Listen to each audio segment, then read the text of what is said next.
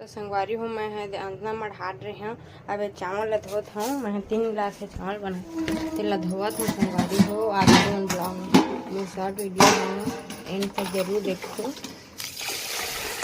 तो संगवारी हो चावल धोआ के अब हमन का सब्जी ना बतेला। तो संगवारी हो आप मन तो जानत हो कि एक आगे जिमी कांदा के सब्जी बनाहूँ आज उसन के मस्त सुखोड़े हैं थोड़ा अवे दे थोड़ा कन मस्त ऐसे से हुआ थे अब हिल बनाहूँ संगवारी हो ते प्याज और 3 ठो टमाटर दही हवा 10 रुपया क्लारिस पापा ते ना और दे लहसुन नीच के बनाऊँ।